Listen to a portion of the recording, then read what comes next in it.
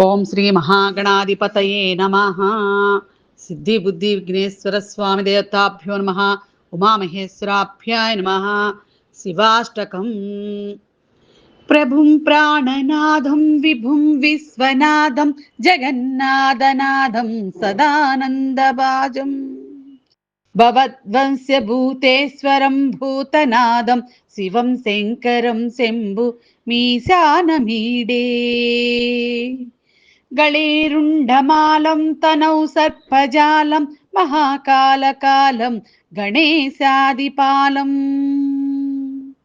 जटाजूटगङ्गोत्तरङ्गैर्विशालं शिवं शङ्करं शम्भु मीशानमीडे मुदामाकरं मण्डनं मण्डयन्तं महामण्डलं भस्मभूषाधरन्तम् अनादिं ह्यपारं महामोहमारं शिवं शङ्करं शम्भु मीशानमीडे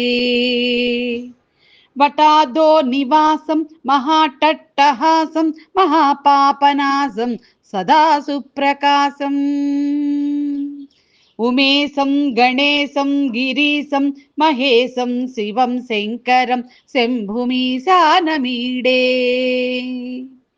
गिरीन्द्रात्मजा सङ्गृहीतार्धदेहं गिरौ संस्थितं सर्वदापन्नगेहम् परब्रह्म ब्रह्मादिभिर्वन्द्यमानं शिवं शङ्करं शम्भुमीशानमीडे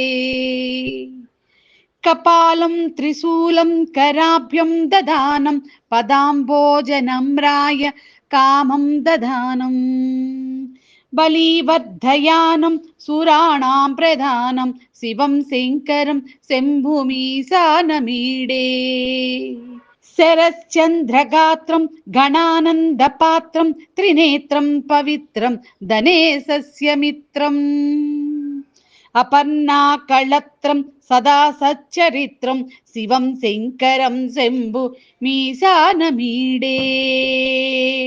हरं सर्पहारं चिताभूविहारं भवं वेदसाधं सदा निर्विकारम् श्मशाने वसन्तं मनोजन्दहन्तं शिवं शङ्करं शम्भुमीशानमीडे स्वयं यः प्रभाते नरशूलपाणि पठेत् तत्सस्तोत्रं रत्नं त्रिहा प्राप्य रत्नम् सुपुत्रं सुधान्यं सुमित्रं कळत्रं विचित्रं समासाद्य मोक्षं प्रयाति इति श्री शिवाष्टकं सम्पूर्णं। नमः पार्वतीपतये हर हर महादेव हर शम्भो शङ्कर।